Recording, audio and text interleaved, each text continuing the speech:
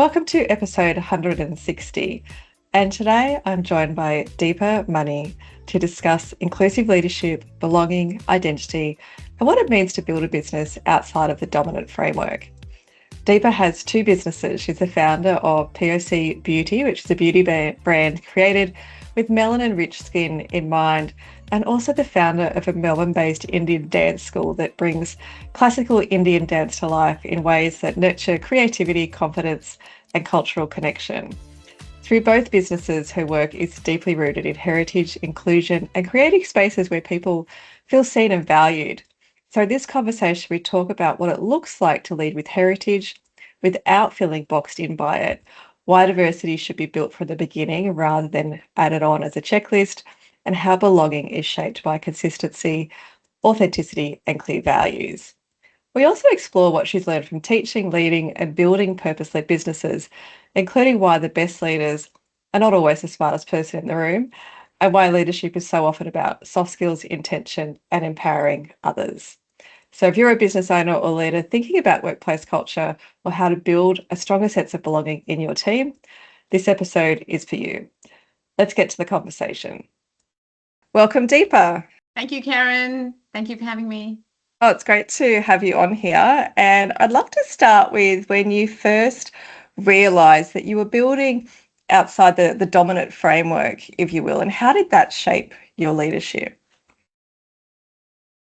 Great question. I actually started my dance service education in 2018, and I realized there was a significant gap in a gap in the sense we've got a lot of dance schools in Melbourne, in Victoria, and in Australia. But what I wanted to build is an institution that truly impacts on diversity and inclusion, not just teaching dance, but also really inculcating the true sense of identity in people, which I felt there was a massive gap in where I sit, and that I felt was outside the framework, because one of the things that I felt is we start all these ethnic practices, but then we don't really dive beyond our community.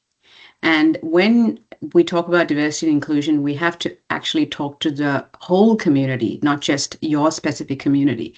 And people will only understand if you have a conversation with them about it. And I think that was one of the important pillars for me to have in order to have a more larger conversation about cultural practices and cultural belonging and cultural identity. So people actually have a good partnership with us. And that's my bit to do for the community in that respect. And the second business, which is Proud of Colour Beauty, there was a significant gap I felt as I started my service education. Is the community didn't quite understand what products to go ahead and use, what's good for me. I found two significant issues in the community and beyond. Was I've got certain issues based on my DNA or my hormones or my melanin-rich skin, but I don't actually know what to do, or I'm going to go get the wrong product because it's the lack of education, and both didn't really solve the issue. And so that was a massive gap for me, and the reason it was outside the framework was because the brands were very Eurocentric. They were not catering for melanin-rich skin as a default, and that was something that I thought that we've got to do something about it, and that's how the second venture came into place. So both these ventures were really outside of the framework, in my opinion, because they didn't fit into the norm. It was to some extent a little disruptive. To bring to the society, to say, okay, you've got to look at cultural belonging in two different ways. It's a partnership. It's not a one-sided game. And also in terms of products, we've got to think about, let's look at the people around us. We're very diverse, and are we satisfying their requirements in terms of their wellness space? So yeah. No, I love that, and that what you were saying about it's about everybody in the community. And it made me just think of the last International Women's Day. And I went to an event, as you do, and you look around and there's, maybe three men, and they were all sitting together. And, and I spoke to someone and I said, oh, look, I think it's great that you're here today. And he said, oh, I feel a bit uncomfortable about it. And so I think that can happen sometimes, can't it? Because people aren't sure if they're welcome in those situations. So I love that you said that. It is about, trying to get everyone to understand diversity and inclusion. Yeah. And so I guess in that theme, what does it look like to lead with heritage without feeling like you're boxed into it? Look, I think it's very empowering. Your true identity is very unique, regardless of where you come from. And once you honor that, a lot of doors and opportunities open because you become very authentic. The things you say, the partnerships you try to go for, the conversations you have, the people you attract, everything shifts for you. And I think that's important. And the sooner we start that practice, the better it is for us in terms of what we want to achieve in your life. I think I hold my heritage very close to me. It is who I am. It has defined who I am, and it continues to redefine me. And I find comfort in that. At the same time, I'm also happy to have those uncomfortable conversations because I know who I am. And it was not a switch for me. It took time. It took time to understand, particularly someone who's lived in 3 continents, moved 3 times, started life. It took a while to practice that. And I think I really, having that strong foundation and tapping into that really helped me to have that grounding. Mm. And look, starting a business isn't easy, and you've decided to start 2. So, I wonder, particularly with the POC Beauty, what were the first moments that told you this isn't just my experience and it is a market gap? How did you decide to dive in and do something so brave, like start this brand new business when you're already running one? I know that's people thought I was super crazy, and from what you said before, I think if anybody wants therapy, they just need to start a business. Yeah, so That's true. probably the best way to put it. No, it's been very informative and eye-opening for me with my second venture because it was not just one instance, it's multiple instances. At a very early stage, I started to perform on stage because of my dance practice, and I struggled to have products that suited my skin. And I've got a tropical I come from a tropical place. I was born in India and I moved continents early in my growing years. But my skin was very different. I've got a certain amount of melanin. And now, as I'm aging wisely, the dryness and a lot of things are happening. So shade matching was harder. And I felt the same thing with my community, with my students. They were struggling. And when you're a little bit more darker, it becomes even more harder because the melanin really works very differently. And then the other problem was skincare. So because the market is very Eurocentric, the skincare ingredients don't really suit us because our melanin is actually a good thing. It protects us from the sun. It helps us to age slowly. But on the flip side, there are only certain ingredients that actually go well with the skin.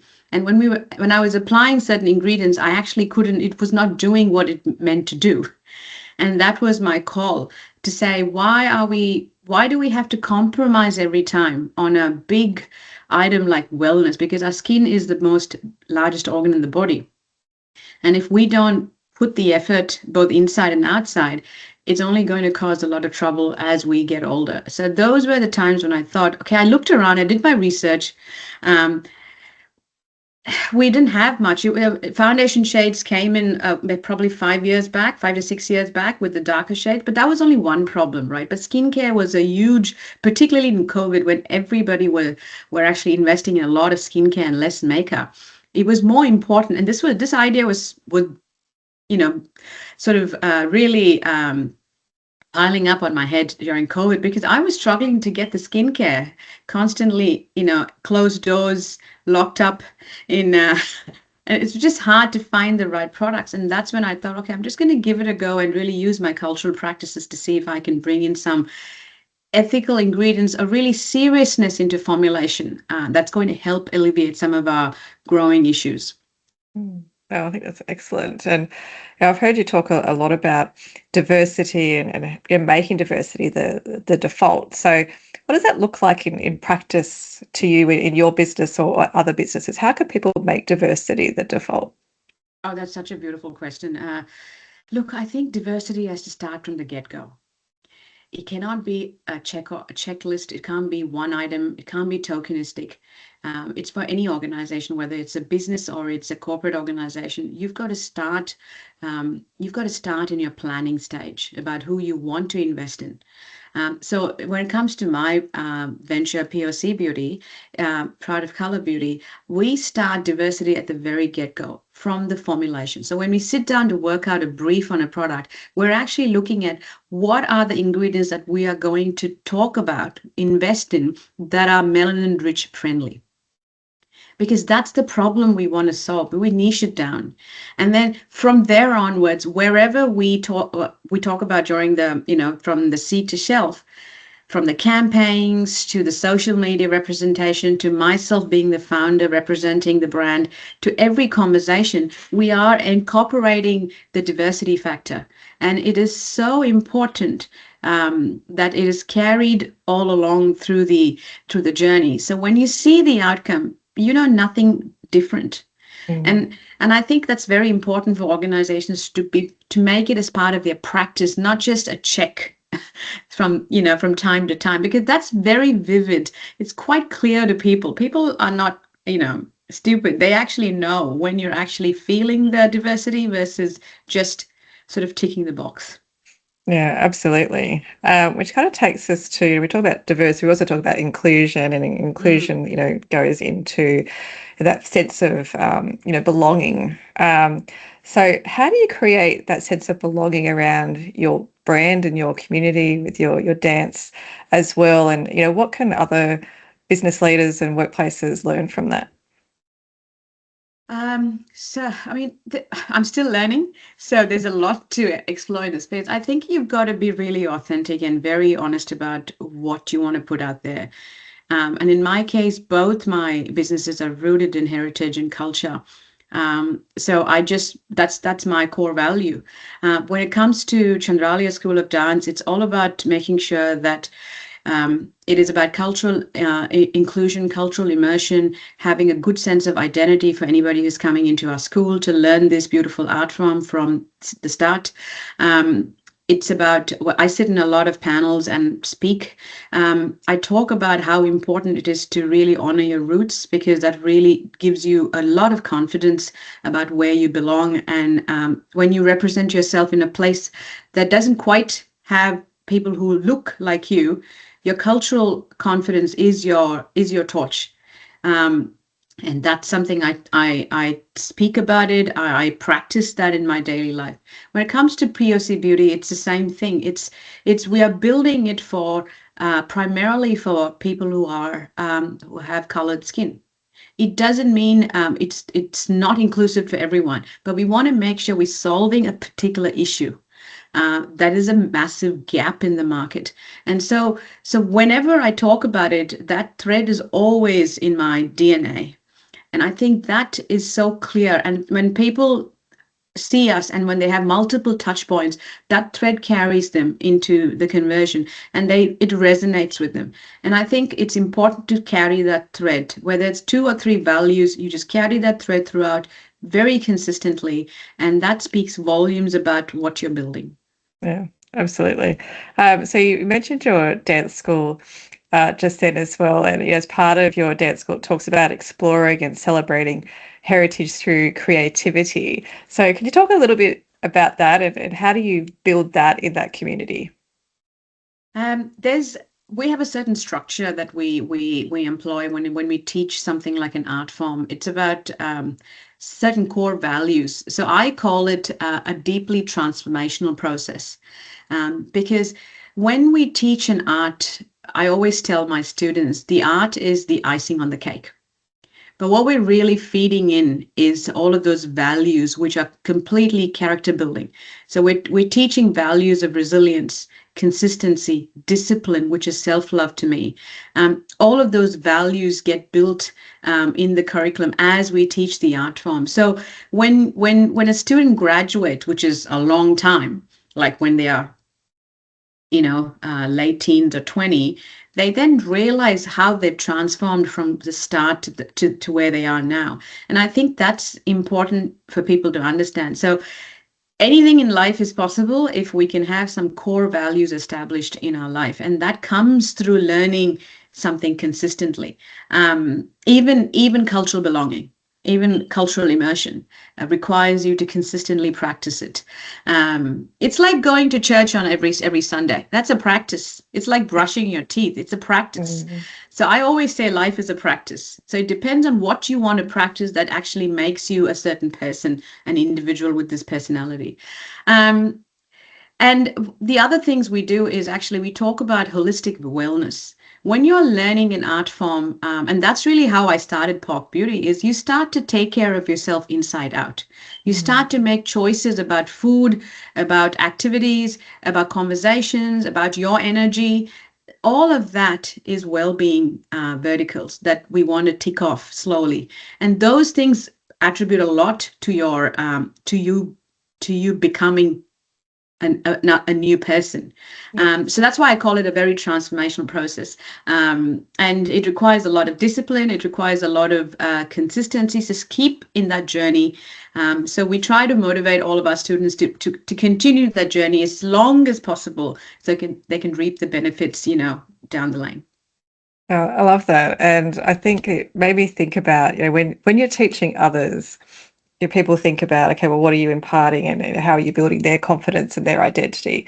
But it must happen the other way as well, right? Like what is leading or teaching students taught you?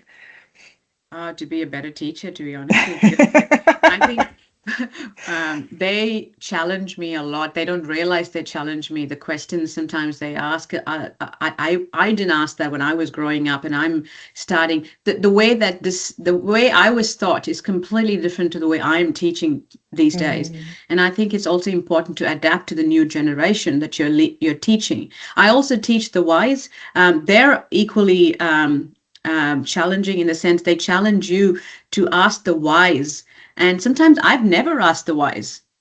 Why? I don't know. So, and when they ask me the why, and I'm quite honest, if I know the answer, I give it to them. Otherwise, it takes some time to research. And that makes me puts me in a vulnerable position, which I'm actually starting to be comfortable with, because I don't want the person to think that the teacher is perfect. Because perfection is something that we're not aspiring for. We're having this relationship in such a way that is a very amicable relationship that is transforming the individual through mutual understanding. And so I'm quite okay to be vulnerable in front of my students and actually say I don't know, because I'm also learning as to how to teach this concept very differently to them. So their muscles understand this new thing. And I think it's also given me a lot of patience. Yes. Patience and also resilience. When COVID happened, this was the most hardest thing to do, is to run the entire school for 2.5 years online. I had to really shift the game in my head first before I could help my students survive this 2.5 years. It's a lot of resilience. It's a lot of cultural adjustments to make sure that what you're saying is actually truly going to be received in a way that you want it to be received. And flexibility, adaptability is something that I've acquired over the years. Yeah, it sounds like a lot of what you're talking about as well. Applies to leadership just the same as it does to teaching, right? Like that, the vulnerability, the resilience, patience, all of those things.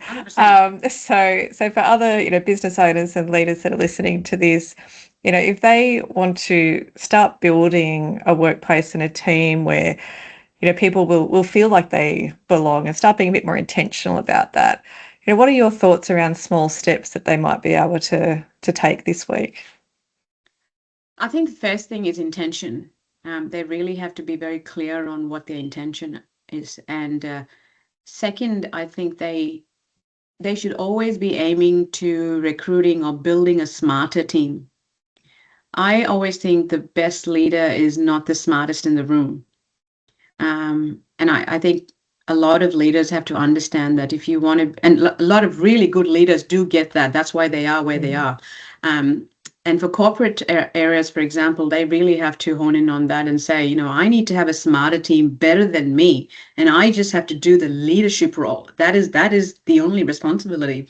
I do not have to solve the problems because that's why I've employed the team. So it is really empowering the team every single day. And that is a practice that the leader has to employ within themselves first. And yeah, and then I think the next thing, the only other thing I can think of is, what is that one soft skill as a leader that you want to really change and make sure that is quite powerful in you as a leader, and that can happen one soft skill at a time.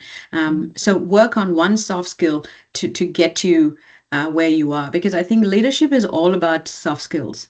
It's all about how you tame yourself in that high moments of pressure. It's not about being smart all the time. Absolutely not. If somebody has said that, that is not a good advice. Yes, and I couldn't agree more with what you say about, like, when you're a leader, like, that's actually just your job. And other people can do the things and do the stuff, but your job is actually to lead them and to help them to get better outcomes. Final question that I ask everybody. It's a bit tricky, but if you could go back in time, is there one thing that you wish that you knew about running a business or leading a team that you've learnt since, that you wish that you knew much sooner? Oh man, that is a loaded question, Karen. The reason I like to ask it without notice is because it's usually the thing that pops into your head first. Yeah. That it takes time to build a business. It does not happen overnight or in a month or in a year. It takes time, and that you are in this for the long haul. Yeah. That, and I wish I kept telling that more. I realize now with my first venture that I'm constantly telling myself for the second venture, but I wish I knew that a bit earlier. I would have managed my expectations a little bit more. So you are in the long haul for this. You have to wait it out. Yeah. No matter what the influencers tell you, it doesn't happen overnight. Those things you see that have gone viral, if you tap into their journey, they would have sat on it, building it for 3 years at least. So you've got to realize that. The sooner you realize that, you can really amplify your throughput in such a way that you're not stressing yourself. Yeah. And I think that's what I would tell myself. Yeah, I love that. Thank you.